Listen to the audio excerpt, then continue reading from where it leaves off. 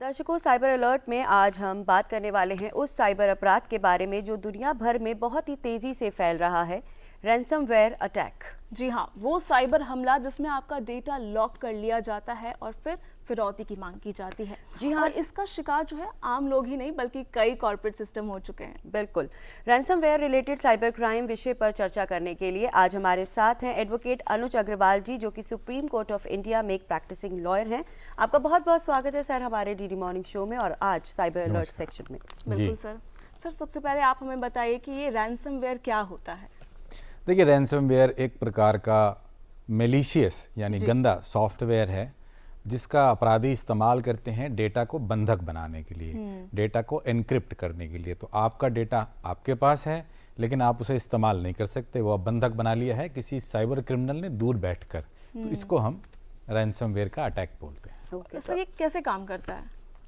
देखिए, इसमें अक्सर कोई लिंक के माध्यम से या ईमेल के माध्यम से इस मैलवेयर को, इस वायरस को भेजा जाता है और जब जो यूज़र है, उपभोक्ता है, उसको अपने कंप्यूटर या मोबाइल पर क्लिक करता है तो ये वायरस उसकी डिवाइस में एक्टिवेट हो जाता है और जो भी डेटा होता है, चाहे वो वर्ड फाइल है, कोई तस्वीर है, वीडियो है, कॉर्पोरेट डेटा है, निजी डेटा है, उसको बंधक बना देता है, एनक्रिप्ट कर देता है। और यूज़र हालांकि डेटा को फिजिकल पोजीशन में रख रहा है लेकिन उसको इस्तेमाल नहीं कर सकता है, खोल नहीं सकता है, तो ये पूरी तरीके से बंधक बन जाता है। तो सर, अगर भारत की बात करें तो रैंसमवेयर अटैक के जो मामले हैं वो कितनी तेजी से बढ़ रहे हैं? देखिए, भारत में रैंसमवेयर अटैक एक बहुत बड़ी समस्या के रूप में उभरा है। जैसा कि हम सभी जानते हैं कि हम तकनीकी रूप से सक्षम हैं और एक बहुत बड़े उपभोक्ता देश हैं जो कि हर क्षेत्र में, ना सिर्फ शहरों में बल्कि दूर दराज के गांवों में भी आज आईटी तकनीक से लोग अपने आप को लाभान्वित कर रहे हैं, फ़ोन का इस्तेमाल कर रहे हैं, इंटरनेट का इस्तेमाल कर रहे हैं, कंप्यूटर का इस्तेमाल कर रहे हैं और हमारी जनसंख्या भी बहुत ज़्यादा है। तो इन सब चीज़ों को देखते हुए चूँकि हमारा उपभोक्ता बेस बहुत बड़ा है, हमारे ऊपर रैंसमवेयर अटैक और कुल मिला के इससे जो समस्या खड़ी हो रही है वो लगातार बढ़ रही है और बहुत बड़ी संख्या में बढ़ चुकी है। तो हम जिसे कहना चाहिए कि इससे पीड़ित देशों में प्रमुख स्थान रखते हैं। सर, ऐसे आम तौर पर रैंसमवेयर अटैक जो है किन तरीकों से होता है? देखिए, रैंसमवेयर अटैक करने के जो तरीके हैं उसमें एक तो स्पैम मेल, यानी जो अपराधी हैं वो आपको किसी प्रकार से लुभाने के लिए कोई ऐसी मेल भेजते हैं जिसके लिंक में, जिसकी किसी तस्वीर में, किसी डॉक्यूमेंट में वो मेलिशियस सॉफ्टवेयर यानी कि वो वायरस छुपा होता है जिसको क्लिक करने से वो आपके कंप्यूटर में आ सकता है। वो सबसे प्रमुख तरीका है लिंक के माध्यम से उसे भेजना, और जैसे ही उसको क्लिक किया जाता है वो चला जाता है। कुछ और मामलों में जहाँ पर बहुत हायर स्टेक्स हैं वहाँ पर डायरेक्ट अटैक्स के माध्यम से भी ऐसे मैलवेयर्स को भेजा जाता है सोफिस्टिकेटेड तरीके से। बट सबसे सामान्य तरकीब स्पैम है और वो काफ़ी सक्सेसफुल तरकीब भी अपराधियों के दृष्टिकोण से देखा जाए तो मानी जाती है। ओके, तो क्या कह सकते हैं कि जो बड़ी बड़ी ऑर्गेनाइजेशन ही वही हैं सिर्फ इसके शिकार हो रहे हैं या फिर एक आम नागरिक भी इसका शिकार बन सकता है? देखिए, अपराधी इसको बहुत बड़े स्केल पर अटैक के लिए इस्तेमाल करते हैं और उस केस में ना सिर्फ बड़े ऑर्गेनाइजेशन, कभी कभी सरकारी ऑर्गेनाइजेशन, बट एक आम आदमी भी इसका शिकार बन सकता है और लगातार बन रहा है। तो ऐसा नहीं कहा जा सकता कि ये केवल बड़े ऑर्गेनाइजेशंस के ही लिए है, ये कोई भी इसका, और ख़ासतौर पे एमएसएमई, छोटे दुकानदार, छोटे बिजनेसमैन भी इसका बड़ी संख्या में शिकार बन रहे हैं। तो कुछ हमें बताइए कि किस तरह से एक आम आदमी जो है इसका शिकार बन रहा है? कुछ देखिए, जब आप कोई लिंक ऐसा क्लिक करते हैं जो कि मेलिशियस है, आपने इसको क्लिक किया, आपका डेटा पूरी तरह से लॉक हो गया। अब आप अगर एक छोटे व्यापारी हैं, आपको यही पता नहीं चल रहा है कि आपकी इन्वेंट्री कितनी है, आपको किसको पेमेंट करना है, किससे पेमेंट लेना है, आप पूरी तरह से बंधक बन गए।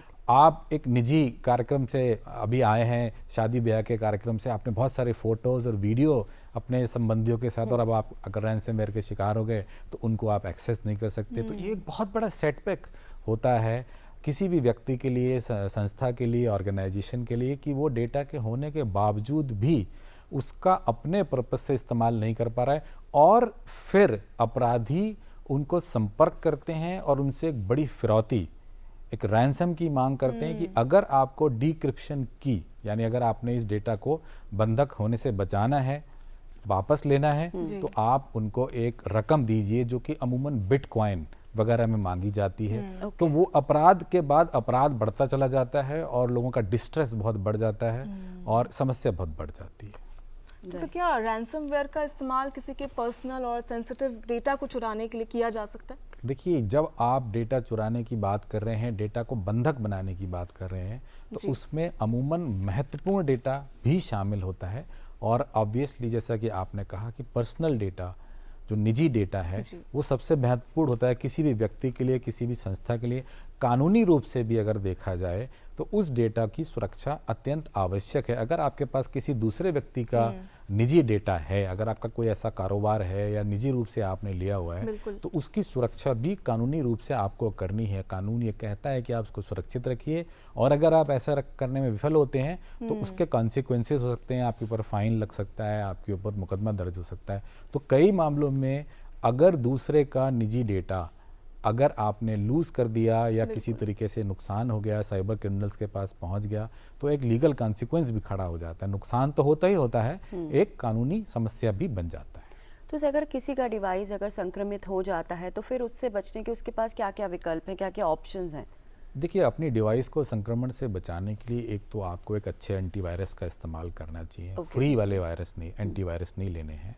इसके अलावा ऑर्गेनाइजेशंस में अगर आप देखें तो एक फायरवॉल का इस्तेमाल है। और जैसा कि नया डीपीडीपी एक्ट में प्रिस्क्राइब्ड भी है कि sufficient organisational and technical measures, तो जिसमें एक एसओसी, सिक्योरिटीज ऑपरेशन सेंटर, इन सब का इम्प्लीमेंटेशन बहुत ज़रूरी है। पॉलिसीज बनाना चाहिए कि कौन सी आप कम्युनिकेशन को, ईमेल को खोलेंगे, किसको नहीं खोलेंगे, कौन सी वेबसाइट्स को आपको इस्तेमाल करना है, कौन सा नहीं करना है, क्योंकि prevention is always better than cure. तो ये अति आवश्यक है कि अगर आपको रैंसमवेयर अटैक से अपने संस्था को, अपनी डिवाइसेस को, कंप्यूटर्स को, मोबाइल को बचाना है, तो इन बातों का आपको ध्यान रखना है। क्लीनलीनेस, जिसको कहते हैं साइबर हाइजीन, और बहुत स्ट्रिक्टली इसको फॉलो करना है, तभी आप अपने आप को ऐसे साइबर हमलों से, रैंसमवेयर अटैक से बचा सकते हैं। जी, और सर, इस तरह के हमलों से बचने के लिए और आम लोग जो हैं किन किन सावधानियों को बरत सकते हैं? देखिए, जैसे कि मैंने आपको बताया कि स्पैम मेल या ऑफर से आपको बचना है। अब आपको कोई ऑफर दे रहा है कि इस लिंक पर क्लिक करिए, इनकम टैक्स डिपार्टमेंट का आपको जो है रिफंड वापस मिल जाएगा। तो ऐसे जो अल्यूरमेंट्स होते हैं उनसे हमें बचना है, क्योंकि ये कभी सही नहीं होते। जो भी डिपार्टमेंट्स हैं, चाहे वो सरकारी हैं या निजी हैं, वो बहुत अच्छी तरह से आपको ईमेल में प्रॉपर कम्युनिकेट करते हैं। जहां पर उनका लोगो होता है, उनकी अपनी ईमेल आईडी होती है, और कभी भी इस प्रकार से क्लिक के माध्यम से किसी को पैसा नहीं दिया जा सकता। इसको हम लोग क्लिक बेट कहते हैं, एक प्रकार से चारा डालना। तो ये क्लिक बेट से हमें बचना है। फ्री में दुनिया में कुछ नहीं मिलता, और ना हमें उसकी आवश्यकता है। हम तो एक बहुत अच्छा देश है, सभी लोग सक्षम हैं, सरकार की ओर से सबको सुविधा दी जा रही है। तो ये जो क्लिक बेट है, इससे अगर हम बचे रहेंगे तो समझिए रैंसमवेयर से सुरक्षित रहेंगे। तो सर, क्या भारत में रैंसमवेयर से जुड़े मामलों के लिए कोई विशेष कानूनी प्रावधान भी है? बिल्कुल है। अगर रैंसमवेयर का किसी पर अटैक होता है या कोई इस प्रकार का प्रयास करता है, तो आईटी एक्ट की धारा 66 के तहत मुकदमा दर्ज किया जा सकता है। और ऐसा प्रयास करने वाले अपराधियों पर कड़ी कानूनी कार्रवाई करते हुए उन्हें 3 साल तक की सजा और फाइन भी किया जा सकता है। बिल्कुल। और हमारा आईटी एक्ट काफ़ी सक्षम है, और समय को देखते हुए उसमें परिवर्तन भी किए गए हैं।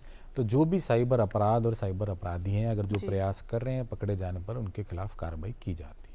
ओके सर, यदि कोई व्यक्ति या फिर संस्था इस हमले का शिकार हो जाए तो सबसे पहला कदम क्या होना चाहिए? देखिए, जब भी आप कभी ऐसे किसी मामले में शिकार हो जाते हैं, तो चूंकि ये एक संक्रमण वाली चीज़ है, एक कंप्यूटर से दूसरे कंप्यूटर में फैलने वाली चीज़ है, तो जैसे ही इसका पता चले, उस डिवाइस को, चाहे वो कंप्यूटर है या मोबाइल है, नेटवर्क से अलग कर देना चाहिए।